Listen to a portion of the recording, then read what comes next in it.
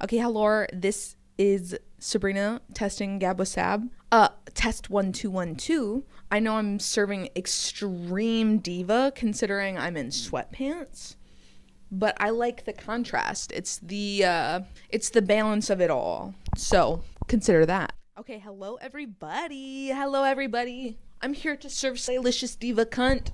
Slay Diva. Also, I've got new fan art. Fan art being that I made this for myself, and I'm a big fan of myself, actually. That's actually the word on the street, is that I'm my biggest advocate. So, time to start acting like it. So I started by doing some little line art stuff with these baller-ass Sharpie markers. They're the, like, Sharpie creative markers, and they're kind of just like a budget paint pen, and they actually slay really hard. They dry pretty quickly, and they have a brush tip. But they go on quite wet, and so it's actually amazing. And so I was doing this kind of like for the audio listeners, this kind of text typography. I've got Sab and I've got Gab with Sab, and then I will go and add like highlights and lowlights, or highlights and shadows rather, and then I will do an outline of the entire word and do that several times so we get this kind of like spectral effect.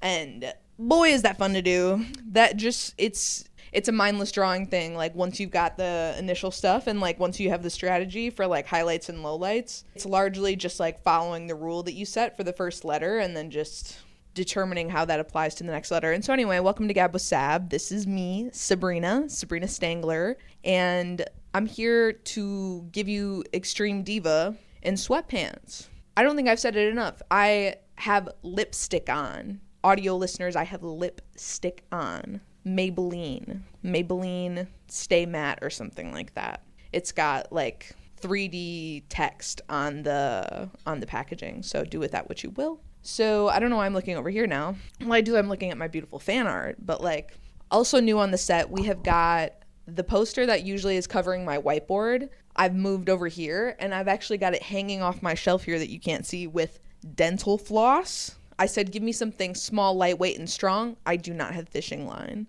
And fishing line, impossible to tie in a knot. I don't know what the fuck fisher people are doing, but the floss is like, it's done and dusted. Like, you tied it in a knot, and you're like, that's not going anywhere. It's not going anywhere. Anyway, and it's quite cheap floss. I don't like ball out on floss. I got like the cheapest one at Costco. And it was pretty damn cheap. Like, I think it was probably like $2 for each container. And I was like, that's pretty good. That's pretty dang good. So that's a set update. I also have a lamp behind me now. I'll insert a picture. It has 5 like petal heads that are all different shades of purple. And so I can point them in different directions. And that's very, very good for like the studio nature of this office, because I do little artsy fartsy stuff in here, and sometimes I need better lighting, and you're never going to catch me turning the big light on. Unfortunately, I do turn it on sometimes. And so you would catch me doing it on occasion when I really, really, really need to, but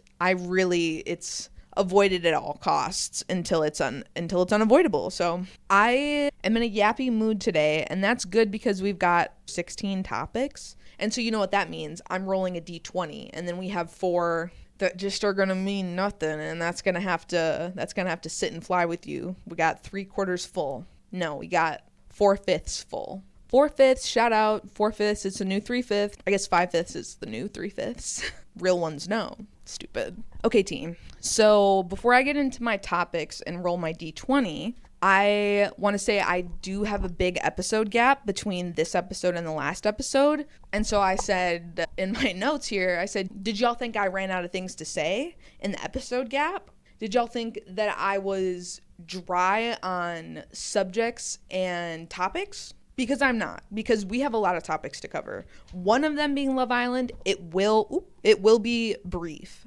Especially compared to last time, I spent half the time talking about Love Island. This time I will spend maybe at best that other 1/5 of the total time. So it actually makes sense that I only have 16 topics because Love Island counts as 5. And I think that's how the math works. So with that being said, I did not run out of things to say. I have been taking notes as I do, and I actually added one on this morning. So this is like the hottest, latest off the press for Gab with Sab content. So it's exciting stuff. one thing I want to say at the top of this episode here is happy 250 to America. I will discuss it later in the podcast, but I'm in a bit of a wave on like reclaiming patriotism and being like, this is actually my America too. And it's just as much my America and my people's America as it is you motherfuckers' America. Like, you don't get to be the ones that get to have like national pride and be like just as kind of like selective with my crowd as you can.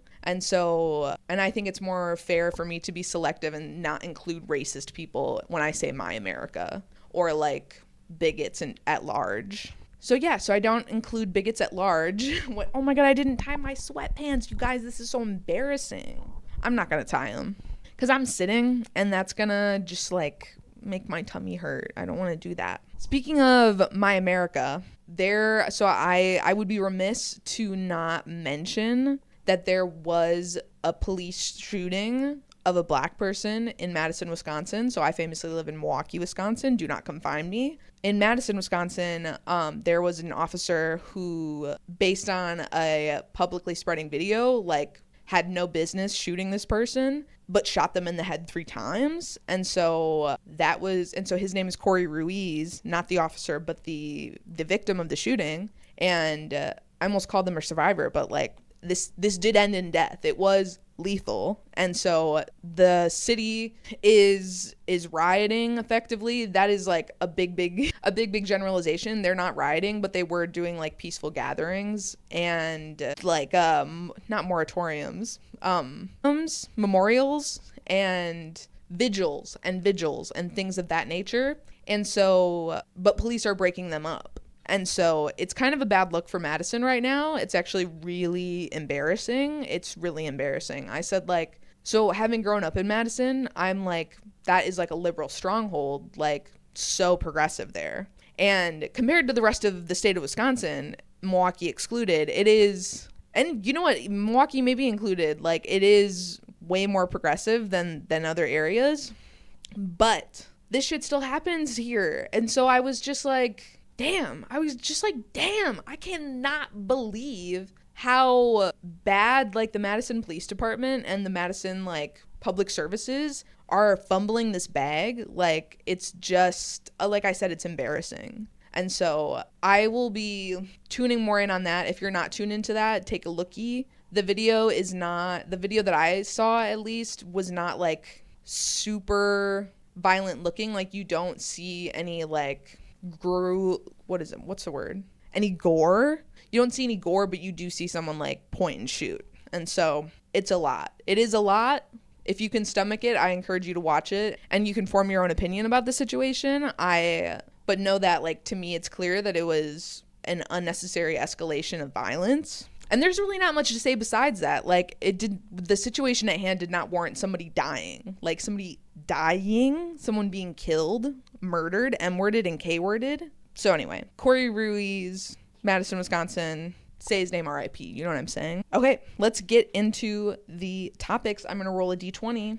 D20 check. This is speckled, all kinds of cute, and it's got white numbers, so it's very good contrast, easy to read. That's important to me in a die. Okay, I got an 8. 8 is, oh my God, it's reclaiming patriotism. Sometimes the dice just like, hey, shout out to you. So the reason that I'm reclaiming patriotism is because, as I said, like it's just as much mine as it is anybody else's. And I think not only do I want to reclaim it because I feel entitled to it, but I want to reclaim it to take it away from other people so that it doesn't like give them strength to say that they're like in alignment with like the country at large. Like I want to really reclaim the narrative that like America at large is a good place, that it's a beautiful place with beautiful people, because it is. It's a beautiful place with beautiful people. It's also a horrible place with horrible people. Like we really have the diaspora here of quality human beings. And because we have so much like power accessible here, I feel like power financially and like power at just like in the dynamics of the world. I don't know. Let me know what you think about that one in the comments. But I also wrote down in my notes, get in loser, we're revolting. Because someone I was talking to was like, I think that sooner rather than later, like there's gonna be like a violent revolution, and when the time comes, like I want to be able to protect my people, and so for that reason I'm considering like purchasing a gun and having a gun in my home and in my possession. And I was like, oh my God. I was like, I suppose like I maybe obviously I've not lived through like a violent revolution. I guess like the most violent would be like the Black Lives Matter protests after George Floyd's murder in 2020. And even still, that like did not affect my stomping grounds. Like Milwaukee was doing stuff, but I was like quite isolated, and I like participated in maybe one protest. And so I was doing more of the like learning and growing and becoming a better ally.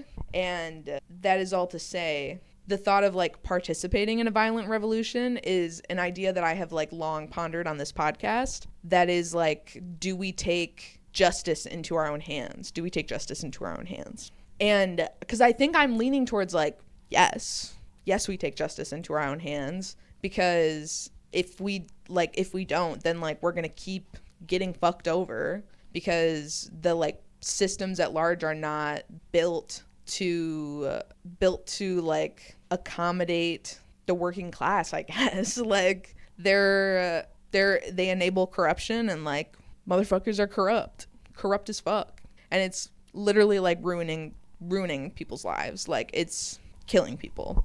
So and I don't think that's dramatic to say. Like people at the hands of like underfunded education and healthcare, like people's lives are being ruined. And like a prison system that like does not prioritize rehabilitation. It is just like I said, it's embarrassing. It's embarrassing here in America. Like to think that we have these systems in place and that they are not being like actively, adapted and moved into our modern understanding of like living in community. It's kind of like we have not learned anything. Like, did we not realize that we're kind of all in this together and we actually need to help each other? What about the last however many years is like not made that clear to you? That's crazy to me. And so that's like, so with that being said, let's move into the next topic. Okay, we're going to roll the D20. And I rolled another 8. That is insane. Okay, we got a 15. And so, while we're on the political bend, I want to say that I have always been a champion for workers' rights. It has always felt right in my body and my soul to advocate for the rights of like employees at the hands of especially like a sufficiently large corporation, especially when there's like a disparity in the earnings of the working like laborers and the like C-suites or executive positions or leadership. And there can be a gap.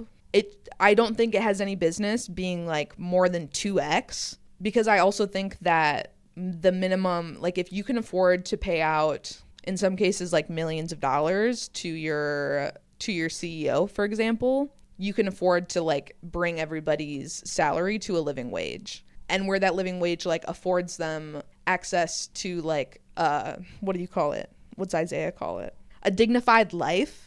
Like a dignified life that has access to like healthcare and also like joy and entertainment and like relaxation and I don't know, like in something that enables you to pursue a life that's meaningful to you, not to simply survive, but to be able to thrive. And so a dignified life. And so I've always been on this, and I've got 2 examples for you of times that I have been on the side of workers' rights and actually been a champion for them. Basically, the first one is that when I worked at the Noodles and Company in high school, Noodles and Company, okay, pasta. When I worked there, I started, I believe, at $7.50. That might not be true. I may have started at $8. But at the time, the Wisconsin minimum wage was $7.25. And so I was able to start at $8. I don't think I like advocated for myself to get that wage. I think they were like, we're offering you $8. And I was like, that sounds so slay. I want money. So that's awesome. 16, by the way. So then I learned that some of my coworkers who had been there for years were making less than $8 an hour. And I said, I said, oh, that doesn't make any sense to me whatsoever. And so they said it was because when the season comes around to do raises, they only have so much money to go around. And so they can only afford like increases on people's wages in the realm of cents. Like they're not increasing by whole dollar amounts, they're increasing by cents, or like a percentage of their current wage, which is so small that it translates to cents. And so cents for my international audience, that means under $1. That means we're using coins for them. And so it's very little. Like under $1 is not like a super powerful raise. And so, I mean, it is like obviously impactful, like it adds up over time, but it's not what I would expect as something to like keep the wage up with the cost of living in a particular area. Like that tends to just kind of rise, especially in the America we're in now. Am I right? Shout out. Drop a comment if you hate the US government, period. So I said when I left, so I was basically threatening to leave because I wanted more money, and I heard that Cintas, the uniform company, was hiring people at like $11 an hour. And I said, that's crazy different. $3 more an hour, you better believe I'm interested in that. And so I had a friend who currently worked there, and so I went to apply, but I had not heard back from these people. And so, but I went to go tell my manager at Noodles because I was like a responsible employee. And I said, hey, I'm looking at another job. So like, just FYI, I'm probably going to leave in the next like few weeks here. And so then he was like, no, we need you. Something to that effect, you know what I'm saying? I was a really good employee because I like doing a good job. And even if it's at my own expense. So flag that for later. That's a little footnote for you. I said, basically, I'm going to leave. And he was like, oh my God, why? And I said, oh my God, they're going to pay me $3 more an hour. And he was like, okay. Let me see what I can do. I can't give you 11. I know that I can't, but I'll see what I can get you. And so we had a conversation later, and he was like, okay, I can get you $9 an hour, but I will have to technically fire you and rehire you because I can't, like, because I have the budget for raises and I can't afford to give you a $1 raise. Like, it would take away from everybody else. And so I can technically afford a $1 raise, but I have to like technically hire you in at that amount. And so I was like, slay boots. I was like, slay diva, I don't give a fuck. Fire me. Like, he was like, the only thing it affects is your like tenure at the company. And so you get different benefits when you've been there for 3 years or longer.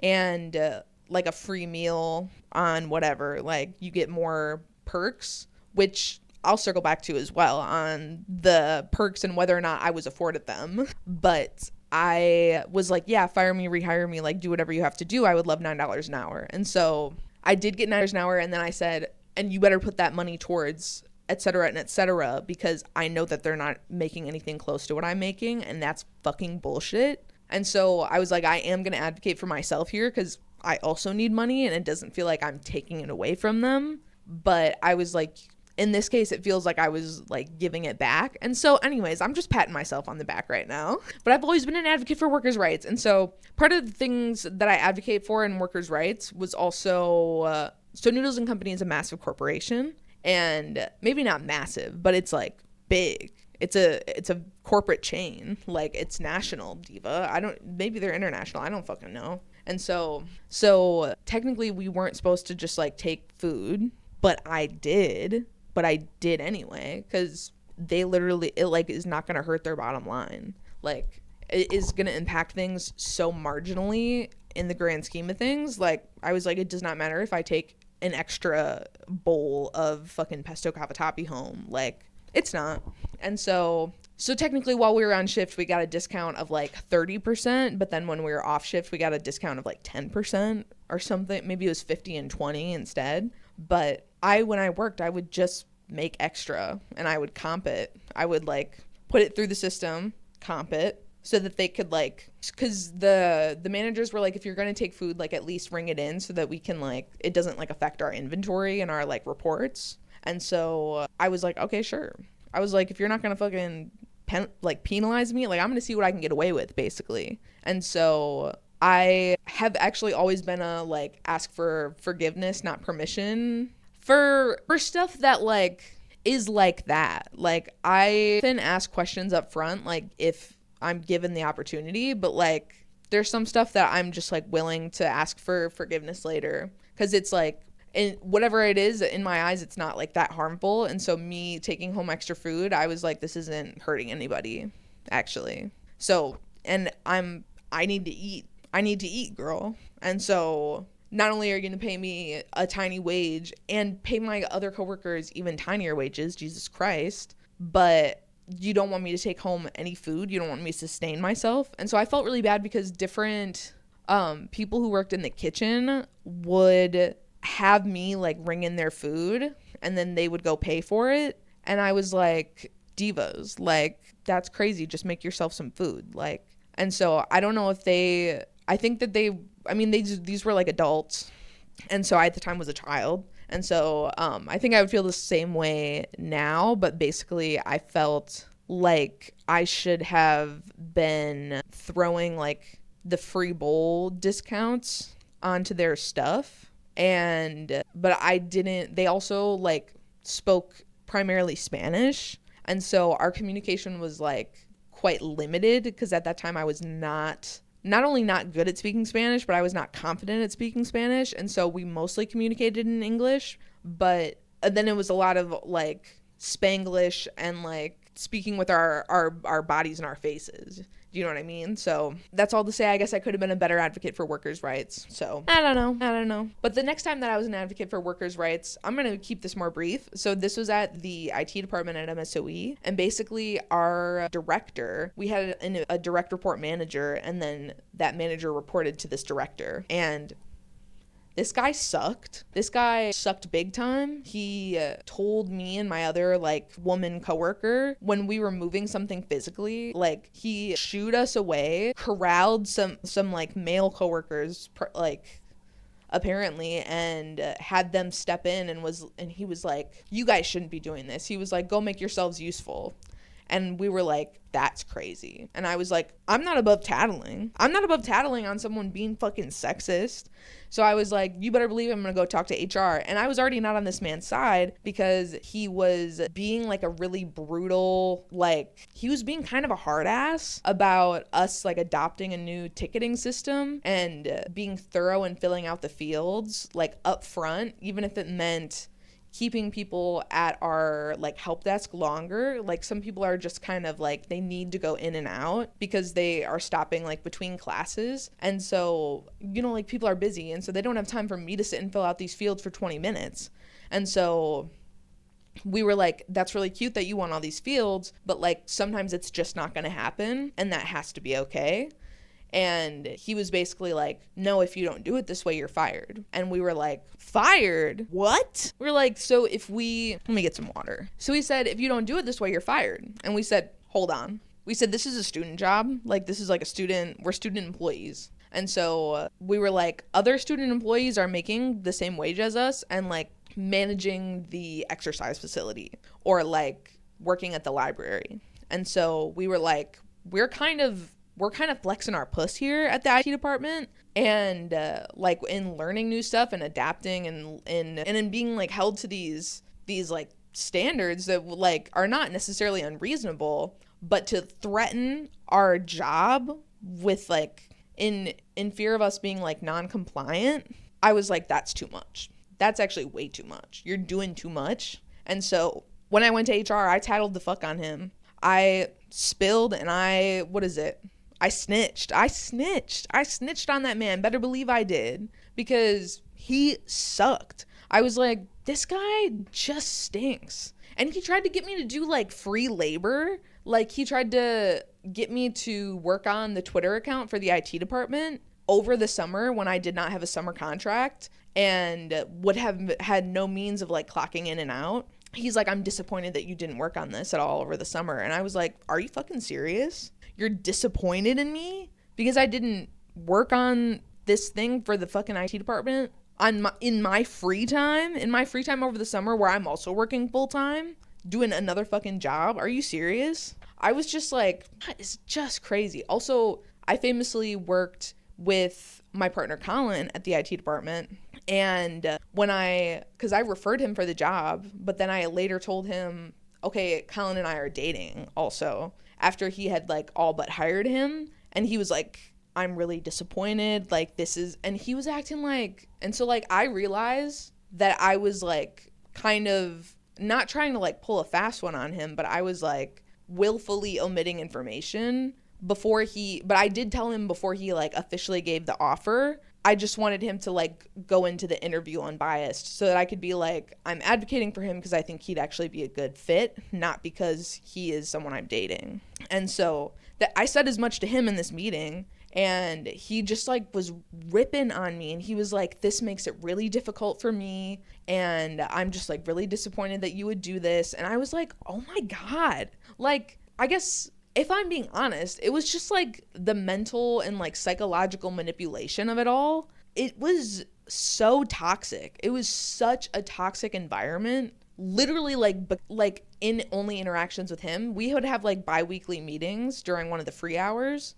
and there was a couple strings of meetings where they would, I don't even know, we would have these meetings during free hour. And by the way, I started having us do employee of the bi-week because we were meeting bi-weekly, right. And so then I would like go find a picture of them and like print it and frame it in this like little shadow box in the back room. And I was like, I'm increasing employee morale out of the goodness of my heart, and making you look good, Mr. Sir. And I was just like, ugh, I was so embarrassed. I was like, I can't believe, can you guys get a load of this man? Like, Jesus. And so I'll talk shit on his name basically to anybody that'll listen, because he just sucked. And so shout out to him. Anyways, let's go into a less hateful topic, hopefully. Okay, we got 17. That's our last written topic. Oh my God, no, it's not. 17, 18, 19, 20. The last 4 are empty. Okay, we got an 11. Okay, something I was interested in was the FIFA World Cup and how they were like controversially picking Qatar for the whatever year it was, like 2 cups ago. And I was like, what if we had a kind of like public, transparent ranking, like from an organization like the United Nations that had transparent criteria for what would qualify a country for being eligible to host a World Cup. And I think these would have to be kind of like, or like because it's so subjective, these would have to be kind of like loose criteria, but there would be something to say like, these are ones that would even make sense. And I think that would also be interesting to have this kind of like public leaderboard of like a country that is doing well generally for its people. Like maybe one of those qualities is like not actively engaging in a civil war or something like that. Like no recent coups, something like that. Like a lack of corruption. And so I'm interested in maybe building that myself, but I don't know where I'd pull the information from. That being said, I could probably figure it out. So I just think that'd be cool, because then entities like the Olympics and the World Cup could use that, but also the general public would know, like, if they were considering a country that was not ranked well in this, it would be like, why are you doing that? No, why are you doing that? Because that's weird. That's weird. That doesn't make any sense in the case of Qatar. And so that's my idea. Okay, I'm going to take a quick break. I need to drink some water. My people, it's time to deploy the sweatshirt.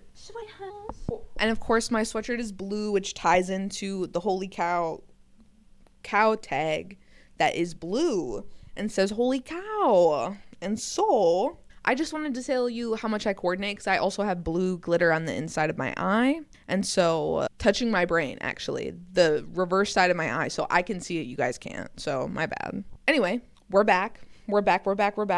And I'm going to roll for the next topic. We got number 1. My number 1 is my favorite white American vernacular English, otherwise known as WAVE. And so my contributions to WAVE, by the way, up to this point, are Diva Speed. I'd like to go further and to add shout out Diva to be like kind of God bless. Like, you know, like someone's looking out for me, shout out Diva. And so those are my big 2. And some other favorites are, I didn't write any down. I just was like, what will come to me in the moment. I think the different ways to say Jesus Christ are quite fun, like Jiminy Cricket, Jeepers Criminy, Oh Jeepers. Those come to me as like very Midwest things, but I don't know. Let me know in the comments if you're not from the Midwest and you have heard Jeepers Criminy. A Horse Apiece is a fun, silly one. I don't know if this is necessarily like white American vernacular English so much as it is like Midwest. And so I don't know. And whether or not white American vernacular English necessarily makes sense, I'm obviously like using it as like a derivative of African American vernacular English, which like is a recognized dialect. I'm just kind of like making a little fun, making a little exaggeration of that and saying like white people in America have a particular kind of flavor of speaking as well. And so let me know what your favorite white American vernacular English is in the comments, please. I look forward to seeing a thread of the good ones. Okay, we're rolling again. Okay, we got 14. That is that there's community and consumerism. And I'll speak on this because don't worry guys, I'll talk about it. I got this topic. Obviously, I have been open about it on this podcast that I had a Bagoo consumerism problem. Maybe we would say the A word. I don't know if I will. But you know, the stages of denial and stuff like that. So I had a bit of a Bagoo problem. Maybe I'm still actively managing that. Like, who's to really say? I've been kind of back on the Facebook pages and browsing, and I did buy one thing, but it was a backpack for $25 in the color, in my favorite color, lemongrass. And I love it. I like had a need for it, and I just happened to be browsing and see basically the exact thing that I want. And so I said, for $25, I'm willing to pay that. For $25, including shipping, holy shit. So I thought it was a deal. And that's what I appreciate about the Bagoo community, the community in this consumerism, is that there is an element of like, I'm not trying to price gouge you guys, which makes me feel especially like, I guess, even more bad for trying to like price gouge with the Urban Outfitter Madras print back a year or so ago. And like I said in the podcast where I talk about this, linked in the description, I felt like that was not in line with my values to like go into this community and like try to take advantage of the hype and the exclusivity to like turn a quick buck. And so it just like, I know I've been told that I'm like taking this way too seriously, but that's kind of the nature of this podcast. Like, I'm here to discuss serious topics and serious business. And so one of those being the Bagoo community. And so I'm reporting live Tuesday at 9. Stay tuned. That's me quoting my own podcast. Maybe real ones know. And so the Gab with Sab stands, my gabbers, I think that's good. My yappers, my gabby goobies, my gabby goobers, my whatever. Not important. My gabbers though. I think that community and consumerism is just as valuable a form of community that is not based in consumerism. Like, I think it is community, and I think that is generally good for like the world at large. Like, it is a trust that like there are people out there that have your back, and that feels good. I think that makes you feel connected to the world at large, which I think everybody could strive to do. And so that's what I'm trying to do with patriotism, is connect my people at large through this and say like, this is American. It's incredibly American for us to be openly critical about our government. It's actually written in blood. So yeah.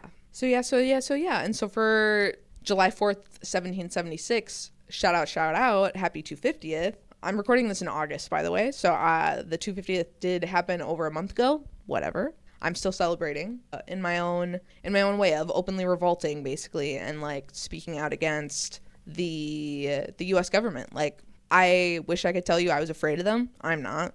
Like, I really would be so surprised, and I think it's worth the risk to like openly speak out against corruption and like immorality and unethical behavior. I think it's our responsibility to react accordingly when people behave inappropriately. I don't know, like, but I'm well aware of like the risk that might pose to me and my family, to me and my people, to me and my community. And I don't know, I have to, it's like I choose to believe that the risk is not so great that it's like a guarantee, that it's a matter of if and not when. And I am like hopeful that there is not like retaliation for my speaking on my family and my loved ones. Like, because it has nothing, like, I think that's crazy. I think that that's truly unhinged behavior. And I just think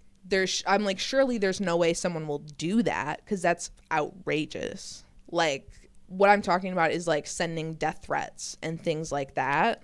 Ooh, what's in my pocket? It's in this. Let's make sure I don't lose that. And so, yeah, I just like have no interest in acting like there's not bad things happening, or that there isn't wrongdoing afoot. Like, I don't know, I seek to live in reality. And so reality, while America has both like beautiful and horrible people, like reality holds goodness and badness. Like, it's all there. So, I don't know, I feel like a philosopher right now.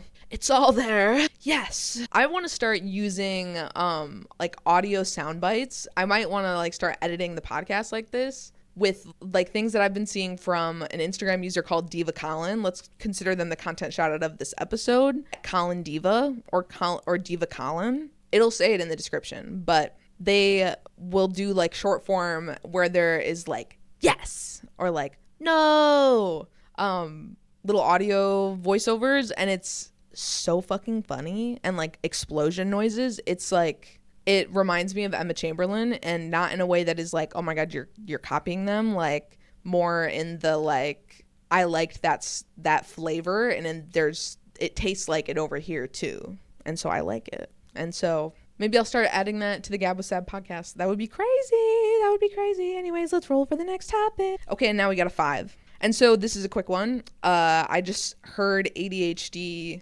expanded to mean a diva has distractions. And obviously whoever did this, like maybe you've already heard this on the street, like this is the word on the street. So it would make sense that you have heard this. And if you have not, I'm happy to keep you informed and up to date on what's going on in the ADHD community online. Let's roll for the next topic. Okay, now we got 3. Okay, mental health update. For me personally, my lust for life has been here and there. I would say right now I'm feeling quite lustful, much like somebody like Miguel and controversially Kenzie in Love Island. I'm feeling lustful. I'm feeling lustful for life and feeling like there's so much joy to be had, and I feel capable of like reaching out and grabbing that, which is like so sick. And so I have to remember to say that as much to my new psychiatrist, because I have a new psychiatrist because I am back on ketamine therapy, the Spravato treatment. And so I am doing that weekly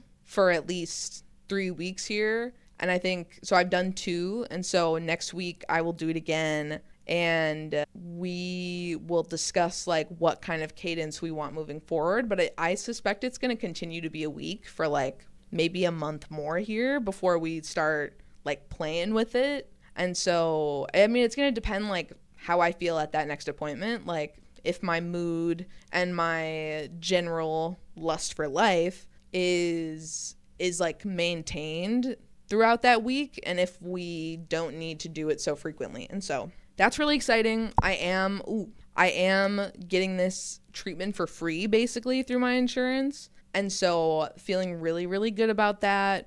Basically, my understanding is that they are like, kind of like if you have major depressive disorder, which I do, and other treatments for depression were not cutting it, they cover you doing this through like the Spravato savings program. And so I would encourage you, if you are experiencing some like treatment resistant depression, that I guess I wouldn't encourage you, but I would simply say that it has been a positive experience for me. I feel fucking, like I feel dissociated as fuck, and I feel like I feel quite safe in these environments, relatively speaking, but like there is a sense of like I'm not in control of like my body and my experience yet. or like at all. And then I always come to like a place of acceptance with that is like kind of like I'm here for the ride. And isn't that just the point of life, to like enjoy the ride while it lasts, basically? And so, you know, to the best of your ability. And so truly like a make the most of it type attitude, which is just great. It is so nice in contrast to like a I suck and am a failure and like am wasting my time away, or like not optimally using my time. Like, I think that this treats my OCD symptoms in an interesting way, in that it brings me this peace of mind that is like, I don't need to like obsess and optimize my life for it to be meaningful and purposeful and worthwhile. Like, to live through it is all I can really ask for. And so that's been really good for me. So shout out. Next topic. A 13. Okay. I have been taking the bus lately because of my car situation, which I do not know if I've talked about on the podcast yet, but basically I crashed my car. And so I was driving on the interstate and I clipped the corner of a semi. It was a 2-lane highway, and I clipped the corner of a semi, spun out a little bit, and then I pulled over to the side and freaked out, called Colin. I like crushed my passenger door, but my car was still drivable, so I was able to drive home. But so this is all to say that my vehicle situation has been in flux. I am now back with a vehicle, and so shout out to my mom for that one. It was at no cost to me, and so that is really helpful for me in this time. And so I really, really appreciate that, and I'm really grateful for I'm grateful for my community, if you will. And so I have been taking the bus a lot, and I take the bus to my Spravato, my ketamine appointments, because I'm not able to drive home from those. It's like dangerous. And so I get picked up, but I will go there on my own so that Colin doesn't have to like drop me off and pick me up. And it's just easier that way. And I was just having this experience of riding the bus where I was like, buses are kind of really fucking cool. And in the way that they are like a marvel of engineering, you know, like it's such a big vehicle. It's huge, truly. And then making them like clean buses or whatever they do, like I just was like, and just the idea of like providing mass transportation that is like as effective as the bus system is. And so like it brings access to the rest of the world for like so many fucking people who otherwise like would be on foot. And so or have to use like a bike or something. And so even still, like the bus takes you further than a bike would ever take you for like I think the average person to reasonably travel by. Like there are just parts of the city that like I would never bike to because it's just too fucking far. Like that is just too damn far. So I was like, at what point though do we start to expect accessibility from something that was like innovative and like ahead of the curve, or like a pioneer of its kind? And because I was like, when this was developed, like when public transportation is developed, it literally like brings access to people. And so like it is an objectively good thing, but there's at some point where it like crosses this threshold of adoption maybe, or of like just time existing, where we start to say like, okay, this is really cool. What about the communities that can't use this? This is not accessible to everybody. Like we need to add a wheelchair ramp and like the appropriate safety equipment to let a person in a wheelchair ride in a dignified fashion. And so as well as like the elderly, like the way that the bus like depresses down, and so that it isn't like as high of a step up for like new patrons, and so or for patrons getting off. And so I was like looking at the wheelchair thing, because there's like a ramp that will flip out from like the walkway out into the bus, and I'm like, damn, I'm like, that's pretty fucking cool. And I'm like, what if that shit breaks? Like you guys are really relying on this, like you must feel pretty confident that this is like built built in a reliable way. I was just like, damn, like I can't believe that this bus is so technologically advanced. I did not expect that. And so I mean, is a like flip out ramp like the craziest thing in the world? I guess not. But I was like, imagine the buses that they had at one point were not wheelchair accessible, had to be either replaced or like retrofitted to become wheelchair accessible. And I was like, that's crazy. That's like a really big overhaul. And especially if they had to like literally replace the buses. And so, and I'm sure that they have to literally replace buses all the time. Like, I'm sure that some buses like, or like put them in for like heavy repair or maintenance. Maybe not like all the time, but also like they're driving these literally every day, all damn day. Like, they're getting so much more wear over time than any of our like personal vehicles. And so I think it would make sense that they have to receive regular maintenance and repair like more regularly than I would. And so anyway, the buses are really cool.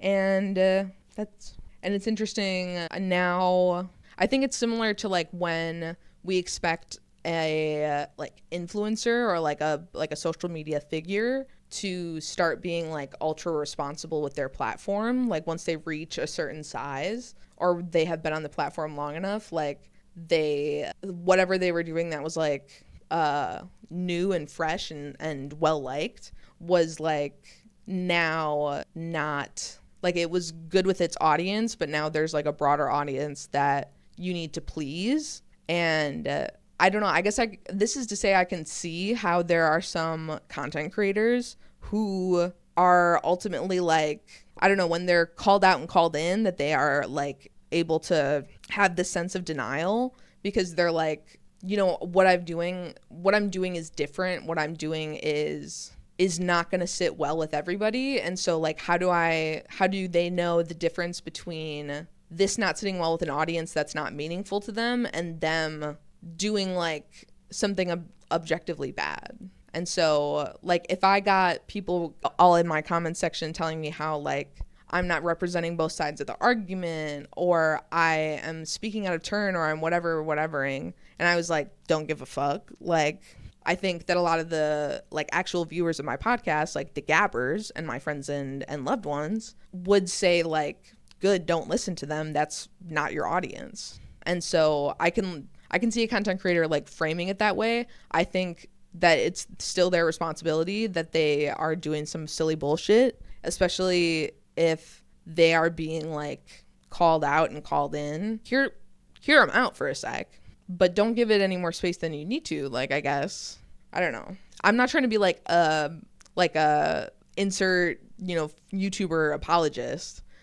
I am just trying to say like, I understand how they could get their delusion there without the right like support system and like reality grounding. Let's roll for the next topic. I'm jumbling it more this time. We got a 15. I think I already talked about that. Okay, 2 is Love Island. Okay. And so one thing I want to talk about before that actually is that if you do not currently own a cropped sweatshirt, you've not tried a cropped silhouette on, I would give it a go. A cropped sweatshirt's a totally different look than a non-cropped sweatshirt. Totally different look. So I'm currently wearing a cropped sweatshirt. So garment shout out of the episode to this sweatshirt. I love it. It's my favorite. And I did eat shit in front of my house the other month. And so I did tear a couple holes in it, but she's weathered. She's worn. I intend to fix it with embroidery, but I have yet to do it. So that's where we're at. I did also procure some Cheez-Its. And so I love Cheez-Its. I am famously lactose intolerant. And so do they disturb my tummy? A little bit. They disturb my tummy. If I don't have that many, it's kind of okay. And I want to eat some more. But then you're going to hear it. You're going to hear it through the microphone. And so don't want that. Can't have that. Okay, so our Love Island topics. One thing I want to say is, first, I want to address Kenzie and her behavior at the end of the season with Dylan. She was kind of tweaking, in my opinion, because she was asking like other Islanders for their opinion on the situation, and was like coming across so like meek and like fragile, and like, I don't know, it would have been hard for someone to tell her something bad. Like, that being said, like, so I can imagine that troubles her with like the response. She's probably like, okay, they might be lying to me, and girl, they might be, but like I'm really not to say. And you are like prying in a way that I think is like, obviously I don't know what Dylan is like willing to tolerate, but like it felt like she was prying out of Carl more than was appropriate to share. Like, and again, I don't know the relationship that these people have with each other. Like in that villa, you know, they say a lot of things about the dynamics in there, and so that they're all kind of like a big family. And so I don't know how tight these people are, but yeah, I just think that Kenzie was like tripping a lot, like really hard, and I thought it was inappropriate for her to pry like that. That's all I'll say. Also, Kenzie tripping about being like the least compatible couple. So her and Dylan, and then Zach and Kata, mostly Kenzie and Kata, being like really, really unhappy with being the least compatible couples. They were kind of flipping out, and I think it is like really overdramatic, because being the least compatible does not mean that you are bad. It just means that you're like less out of everybody else there. And it's, I don't know, it's just like not necessarily shady, and I feel like they were crashing out about it. And like there were so many clips of them talking about it, and so like I don't know, maybe it is appropriate to talk about it like 3 times over 2 days, but like seeing them back to back to back, I was like, pack it up, bro. Like, who cares? Another comment I have is that Sincere uses a lot of words to say nothing at all. I'll leave that at that. And then I left an abbreviation here for myself, and I do not know. Oh my god, rock, paper, scissors. RPS. So Sincere, while we're on the topic of him and Melanie doing rock, paper, scissors to see who would get a massage was crazy. I was like, that's not a good look for you, Sincere. That's a really bad look. And so like, I don't know, I could see like an element of cuteness in like the way that they were interacting, but I was like, dog, aren't you groveling? Don't you kind of have like a lot to make up for? Like, and you're gonna make her massage you for like an extended period of time? Like, be fucking serious. Be fucking serious. Like, it's still early days of them like rekindling things. You know what I mean? Like, you should be taking every opportunity to like dazzle. So I just like can't imagine not putting in that effort, like when you're in the situation that you're in. That's just crazy. Also, obviously, Melanie's family was quite open with her about their dislike for Sincere. And so I think that they obviously in the previews, they played it up because her sister was saying like, mommy, he's playing you, like please, basically like, please don't go back to this man. And Melanie chooses to stay with Sincere and like try the relationship out, because she's kind of like, well, what do I have to lose? Like, if it doesn't work out, it doesn't work out. But like, I'm willing to put the effort in to see if it will. And I think in the villa environment, that absolutely makes sense, that you would like also like to continue being on the show and like have a chance to win. And so like, I don't know, God forbid she wants to extend her vacation and give her a chance to win $100,000. Like, I would do that shit too. So also a comment about families. It was so refreshing to see Charlie, because I realized that he's so much worse than Zach on my personal ranking of admirable qualities. I do not like Charlie whatsoever. Whereas like Zach delivers a funny line every now and then, but also has like more, he's like hiding his like problematic perspectives behind like humor. And he just like, I don't know, just some of the shit he says is just so unsavory. Like and like, then he'll just basically be like, I'm joking. And it's like, why are you always saying that? Like, that is just, like, shut up. It's, dare I say, it's not funny. Like, whatever. So beyond that, I have nothing really else to say about Love Island, besides that I have 3 of what I believe are the top 5 words of the season. Lustful, obviously, being one. And then blessed. Feel like I heard blessed a lot. Like, whatever. It's number 3 for me on this list. But, and maybe number 5 if I'm saying it's part of the top 5. But the other one is genuinely. And so I would like to know what other contenders you think there are for the words of the season. Please drop them in the comments below. I would really love to hear what you have to say. Let's roll for the next topic. I'm going to have a Cheez-It, and we'll get right back to it. Okay, team. We're back. We're one dozen Cheez-Its further into my Cheez-It consumption journey. We're going to roll again for a topic. Got 8 again. That's crazy. 12. I've got another phrase to add to the WAV inventory dictionary, and that is I'm feeling a little tossed, to say that I'm like feeling shook, that I'm feeling shaken, like, but to say like I'm feeling a little tossed, like something tossed me. There's like a more action oriented nature to that phrasing to me, like feeling a little tossed versus like being shook just like happens. Next topic. Okay guys, topic 16. This is the one that I added fresh this morning. And this is that I will always value people over animals. And I shouldn't say I will always, but I have historically always valued people over animals, because my first evidence of this was in high school. I was in the National Honor Society, NHS, shout out. All we did basically was like do events to raise money. And then we got to decide at the end of the year, like where we wanted to donate that money, or maybe we picked at the beginning. But I was like, why the fuck is the Humane Society on here? Like, why would I ever prioritize with my dollar something that helps animals when there are humans suffering? And so I just like was so flabbergasted by that. But a lot of my peers obviously like leaned that way, and I think that ended up being where we donated our money. And I was like, that is so silly. Like, I just remember feeling like such a misalignment with that. And I was saying to my coworker last night that I was like, this is why I think I haven't gone like vegan or vegetarian, is because ultimately I seem to be okay with animals being like farmed, agriculturalized for their body, even when it comes at their expense, because it often does, in ways that I'm not like necessarily in control of as the consumer. And you could say that I'm in control of those, and then I could get stuff that is like definitely free range, which I do tend towards, but sometimes I need to get the cheap beef at the Pick and Save because I need to eat. Like, money doesn't grow on trees, some are saying, and so I don't actually have that freedom of choice in at least like a black and white way. Like, I don't have that freedom of choice, in my opinion, because I feel like I'm in a state where I need to prioritize frugality, and I think it's reasonable for me to prioritize that. I've been thinking about that as I navigate a new friend group.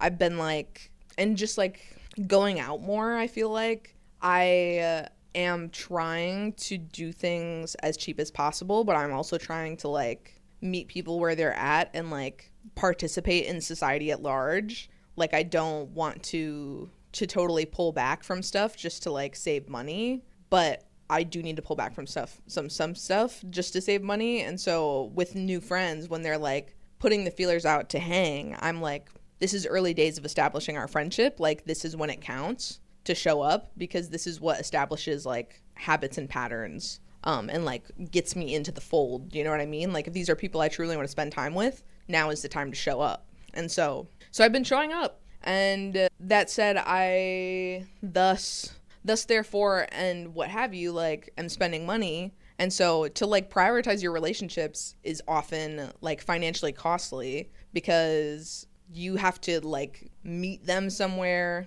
I can like do, you know, some amount of like hosting, and that is something I'm doing to save some money. Is like, okay, I can't afford to go out to eat, but I would love to make you dinner, and it will not be like dazzling, but it's going to be my very best effort and will be consumable at the very least. And so I don't know, maybe there are ways I could be getting more thrifty and crafty. I'm trying to do that all the time. And so let me know what you think about that, and if you are vegan or vegetarian or anything. Next topic. Okay, we got 4. I saw some bullshit basically talking about how now like some alleged, or not alleged, but like supposed designer, you know, saying with Canva, everybody thinks they're a designer now. And I was like, shut the fuck up. Fuck you. Actually, that makes me mad. That makes me mad as hell, because I'm like, oh, you don't like democratizing access to your skill set? Oh, so it's about the capitalism for you.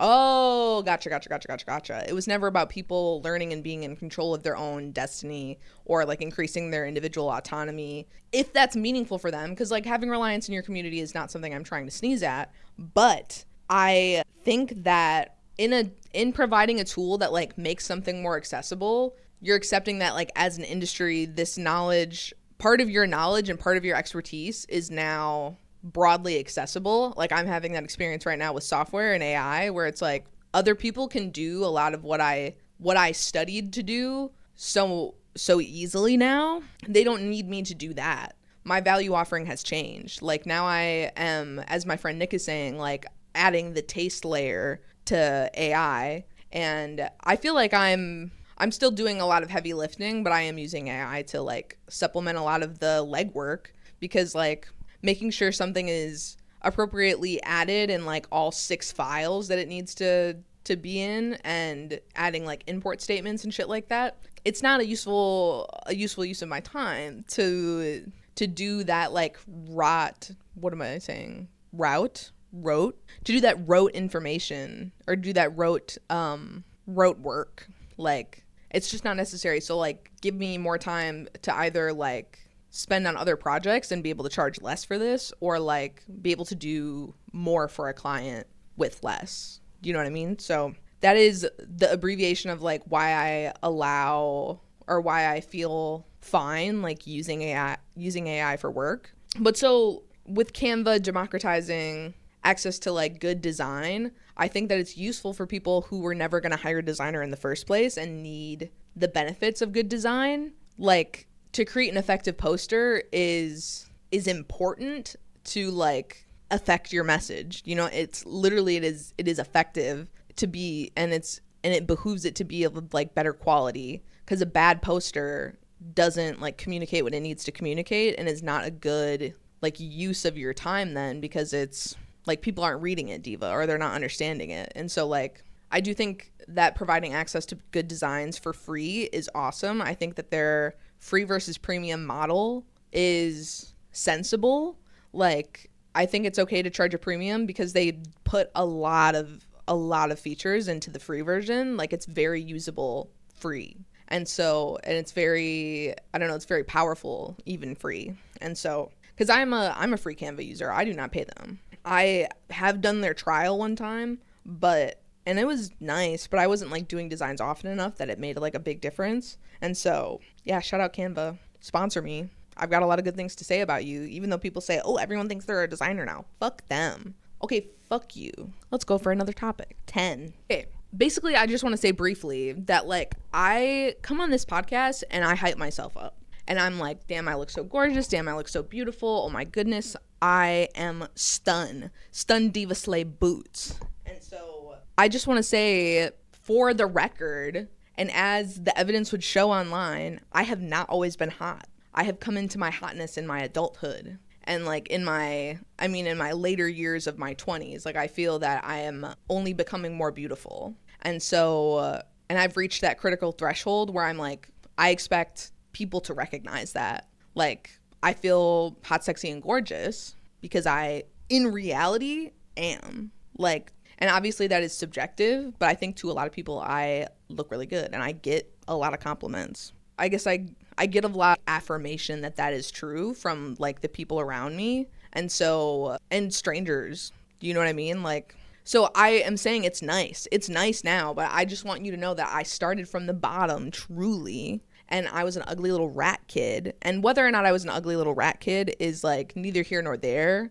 And well, I guess again, like this is all subjective. And so I like, the point being that like I felt ugly and people treated me like I was ugly. And like I would get like my status for a rate, and they would say to all the other girls, like, pretty by the way, or like you're cool and also hot or something. And I was like getting no affirmation of my looks whatsoever. It was always like, you're funny, which like, don't get me wrong, I love that. But at the time I wanted to be affirmed for being like desirable. And maybe it was for the best that I like did not grow up with that feeling, so I could not like become reliant on it. Because now in my adulthood, I'm like, when it shows up, I'm like, it's nice. But without it, I am like content to like affirm myself from other sources, including myself. And so I just like want it to be on record, like that. And in the same vein as I want it to be on record that I was not always hot. And that I want to compare this to what I said about like the attitude that I that I shift into after doing ketamine therapy is like, you know, like let's enjoy the ride. And so I'm enjoying being hot while it lasts, because I know I'm not always going to look exactly how I look. Like I probably will continue to believe that I'm like becoming more beautiful and more like true to myself. But I think that's rich to say as someone who still like embodies quite a youthful look. Like I don't really have like wrinkles to speak of. And I do have adult acne, and so that is also something that adds to my youthful glow, I guess. But so I think when my skin starts to wrinkle, I think I will start to feel differently about this, but I hope not. I really hope not. So I'm enjoying it while it lasts. Shout out to me, I guess. Shout out to my jeans. Shout out to me learning my look and finding a haircut that suits me. Okay, so we actually have only 3 more topics left, so it is going to behoove me to use a smaller die, because otherwise I'm going to be rolling this bitch. So I'm going to pull out the D4, the trusty D4 that I used last week, because we have only 3 options, so I'm only going to do 1, 2, and 3. If I get a 4, I'm going to re-roll, okay? Okay, everybody on the same page, come on. Here's my D4. It's also speckled and has white numbers, so it's good contrast. Okay, 3. Excuse me. Number 9, pasties give me pause. And I'll tell you why, because I have used pasties in the past, and I understand that there is like sometimes a case where it makes sense, or where I can like understand why it makes sense to somebody to want to like obscure their nipples. But I'm also like, why are we trying to hide our nipples? Like, why are we trying to pretend that we don't have them? Because we do. Like, it's just part of our body. So like, I don't know, it's the fucking like, it's the fucking patriarchy of it all. Like it's the sexism of like sexualizing women's bodies without their consent or in inappropriate scenarios. Like it's just, why the fuck are we bothered by my nipples? Like that's actually part of my body. That's actually part of my body that I can't change, and that I would never expect anybody else to change. And so like, when I see people's nipples through their shirts, I'm not like, oh my God, why wouldn't they try to hide them? I'm like, that is the part of their body.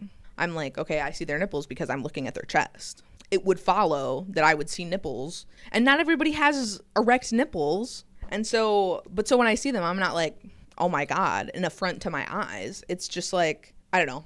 I think I'm preaching to the choir here. So like, I think I've made my point. Okay, we got 2. So that is number 7. So when I think this is interesting to talk about in conjunction with talking about like hotness and like finding my look, because I feel that participating in beauty trends and the beauty industry in general is like doing a deal with the devil. Like you kind of, akin to what I was saying, like doing a deal with the devil in going to a casino.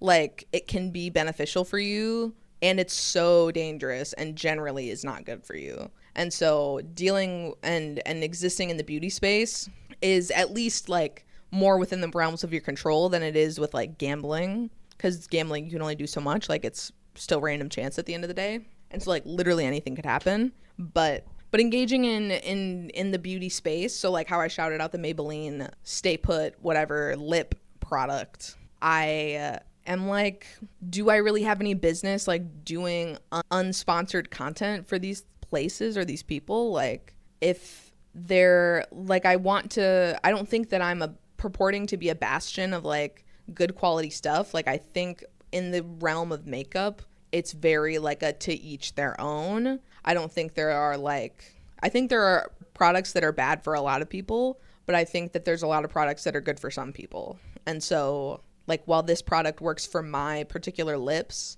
and has colors that suit my particular skin, like it would not follow that works for everyone and that it's like a broad sweeping like product. And so like, I don't know.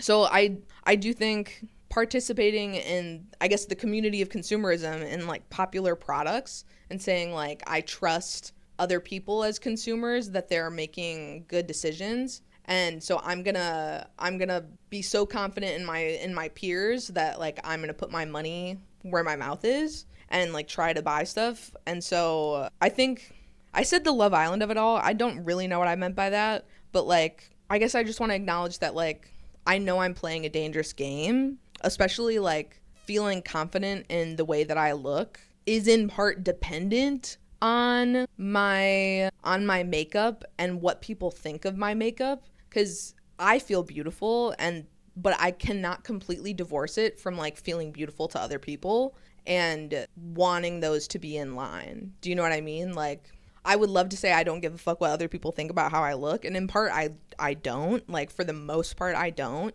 but there are people who I give a fuck what they think I look like and how I come off to them. And so that is the deal with the devil that I'm doing. Like, I gain security and insecurity in different ways. So that's why it's a deal with the devil. Like, its fortune does not come without its cost. And there's the cost of like upholding beauty standards, and like even the premise that like women should wear makeup, that women like ought to enhance are expected to enhance their face or their body with makeup. That it's like, okay, you don't wear makeup, that's weird, you're a woman. Like, you're a woman, you're ugly because you're not using makeup. Like, and I'm not trying to, I don't know, like makeup, I'm not trying to paint it as like frivolous, because I think that it is powerful in changing like your attitude about yourself and your attitude towards life, like, and feeling like you represent yourself truly and wholly and honestly. And I think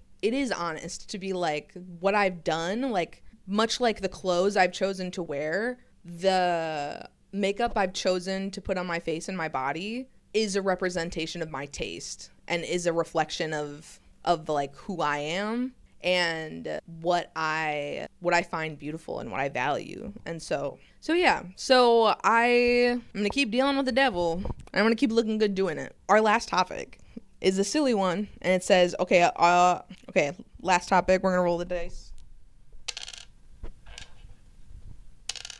And there we go. We got it in 2 tries, so that's awesome. So when someone's a bad bitch, we're like, yes. But when they're a bad person, suddenly we're like, that's not okay. What about when they were a bad bitch? They were the same person. So anyway, that's a banger of a topic to leave you on. And I want to reiterate the content shout out of today's episode, which was Diva Colin, or Colin Diva, on Instagram, probably other platforms. I love their sound effects. I think they're so very funny. Music shout out, I'm still on Noah Khan. I'm ripping Olivia Rodrigo's album. I am also still listening to Lizzie McAlpine. Like, I'm tossing her back in here and there. There's a Skrillex album from this year that is fun to have on in the background. I'm still like a newcomer to that piece of work. But what else am I listening to? I think that there are a lot more people who fall in the category of like Gracie Abrams, Olivia Rodrigo, Sabrina Carpenter. Like, and I realize that this is not a hot take, but it is like, I don't know. I remember watching the review of Gracie Abrams' new album from Fantano, and he was like, it's not good. Like, she has the tools and the resources, and she did not do a good job. And I was like, yeah, I think I agree with the sentiment at large. Like, he has different criteria that make it bad for him, but I just did not enjoy listening to it. And so I am in an exploratory phase of like, because Fantano was talking about how there's like so many people just like doing it better, and so they're doing it with like more soul basically. And so I am getting into them, and so maybe next episode I will be reporting on the Gracie Abrams lookalikes. So with that being said, I'm gonna eat the rest of my Cheez-Its, and then I'm gonna maybe start making dinner. So thank you for watching. Please, I would love if you engaged with this video so that more people can find my content, so that it gets promoted more. I am really proud of the work that I'm doing here on Gab with Sab, and so I would love for more people to be able to see it. Comment down below if you feel like you're a gabber, if you identify as a Gab with Sab stan, a gabber. And I encourage you to claim that title and wear it with pride. Also, if you don't follow the Gab with Sab Instagram, I post meme dumps over there that are quite expertly curated. As far as the people are saying, the word on the street is that these are goated, and I'll include the screenshot of that comment. These are goated. Other affirmations, 14 likes, things like that. So double digits, you know what I mean? So follow my Instagram. Please engage with this video. Share it with your friends, whatever. But like a like and a comment would be really nice. And please literally say anything in the comments. Like, I really am curious what you have to say. Like, what is the reaction to what I've said? because I know what I think, but I would love for someone to tell me what they think about what I thought. Let's get into it. Let's get into it in the comment section down below. So anyway, I'm signing off. Sab out. Peace. Oh, check out my rings. Yeah, get into it. Get into it.